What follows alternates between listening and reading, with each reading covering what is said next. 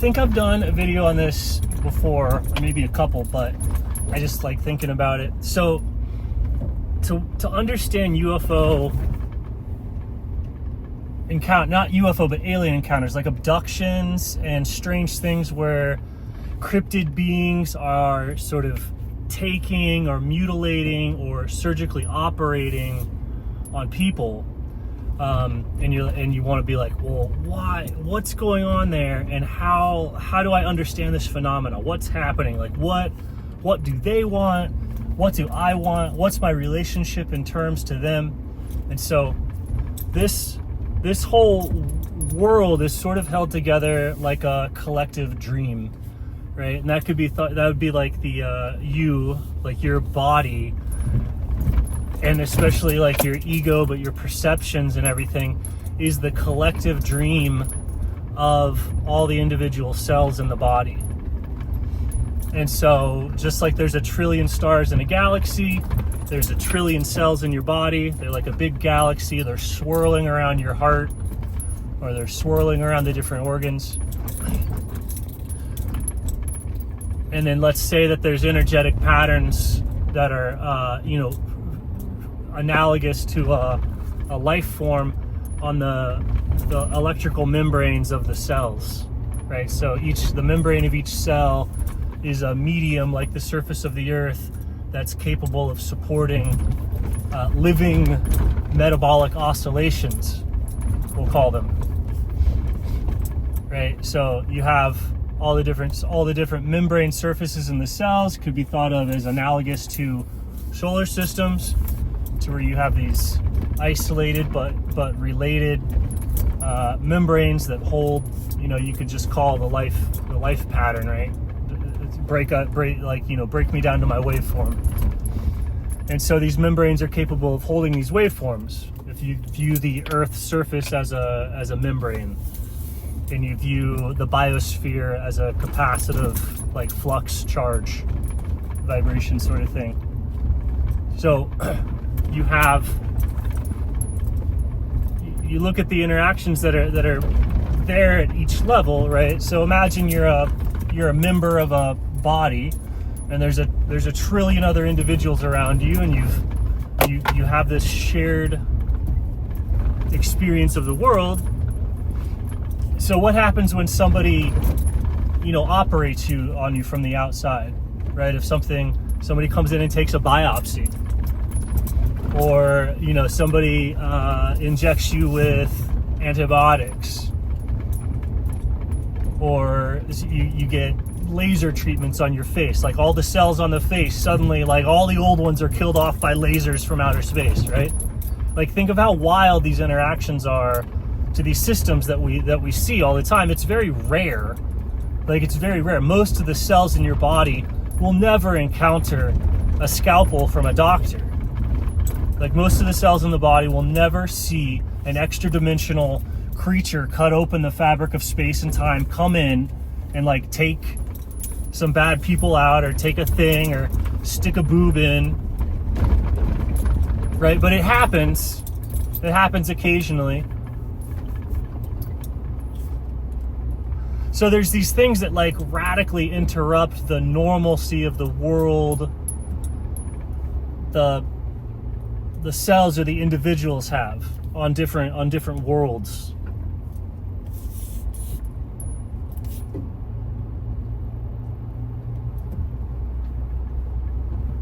So you're going to have all those different types of interactions that we see. Like you have,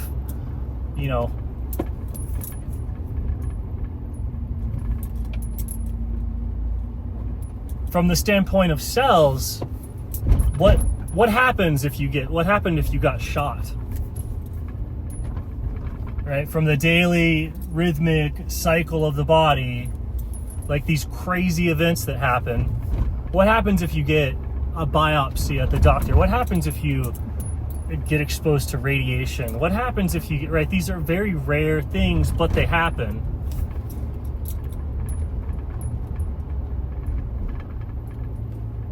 Instrumentation, probing, chemical alteration.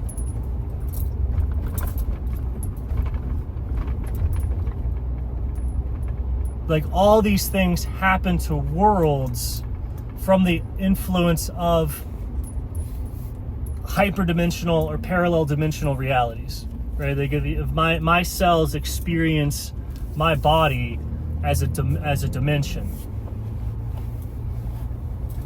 and so a parallel dimension would be another person.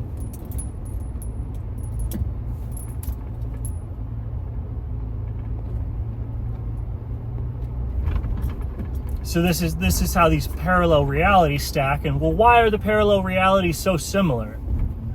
Well, it's the same reason, like if three people are standing and looking at a tree, you have three different versions of that tree because there's three different perspectives.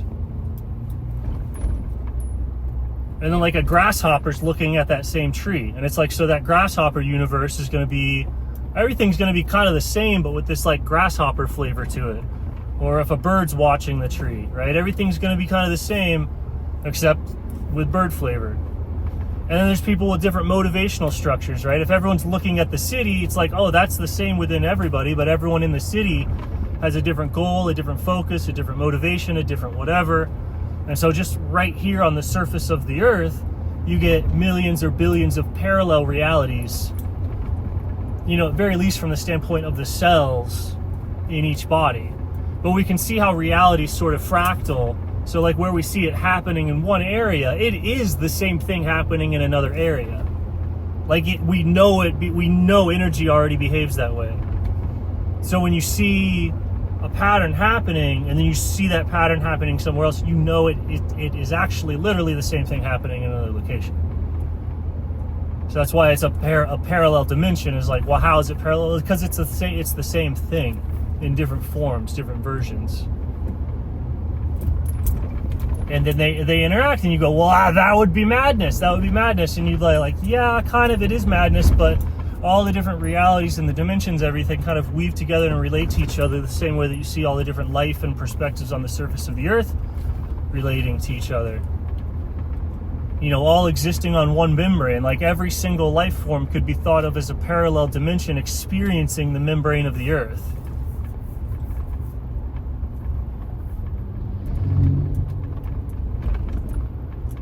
That finite sphere, realm, or whatever.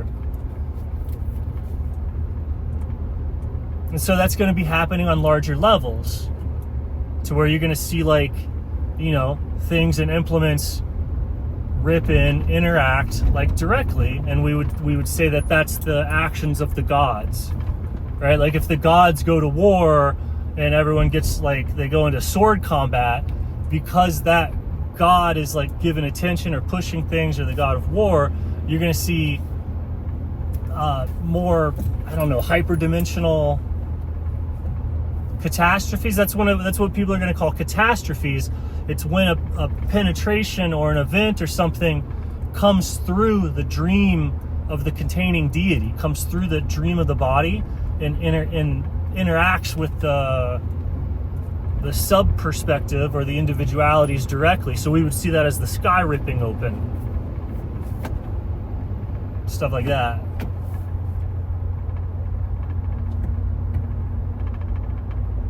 And it's like analogous one-to-one. You know what happens, it's gonna happen, it happens.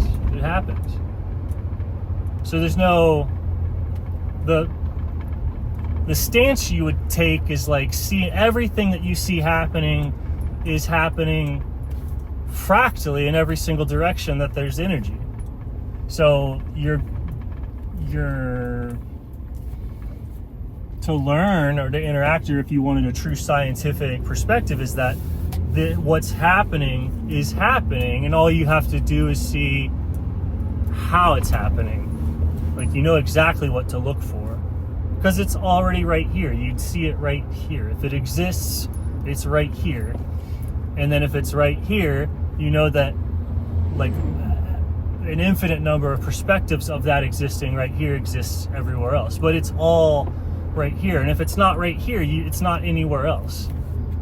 So the science fiction, the aliens, the abductions, the surgeries, the voices from outside, right? That's just people talking to the higher dimensional thing. And it's like if somebody's like playing pump up music, you feel great, or if somebody's saying bad things about you, you feel whatever. That's information from a higher dimensional space, and it has an impact on the chemical hormonal profile of each individual cell.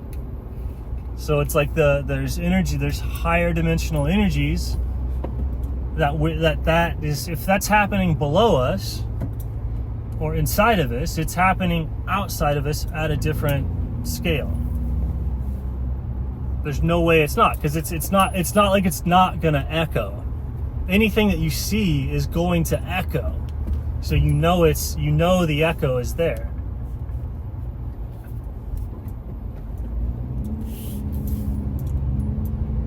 So the same way that like a thought given to you by another person, or a book that you read, or a laser that somebody shot you with, or hormones that somebody injected you with, all of those things change the individual chemistry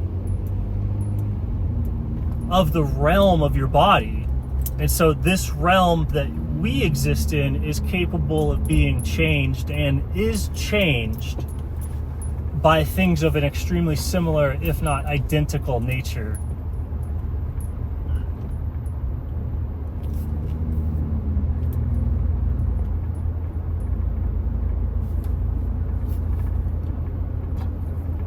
And this is like the unspoken truth of what everyone already sort of like believes, and it's easy to imagine and see, and that's why, like stories and stuff about multiverses and things like that make sense.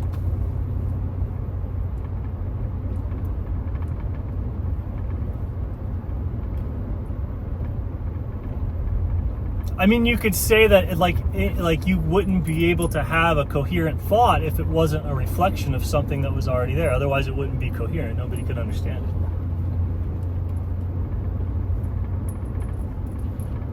So any sci-fi, people are only thinking about things that are there in such a way. You can only imagine what is, because it's all echoing. You're not going to just have an echo that came nowhere, out of nowhere.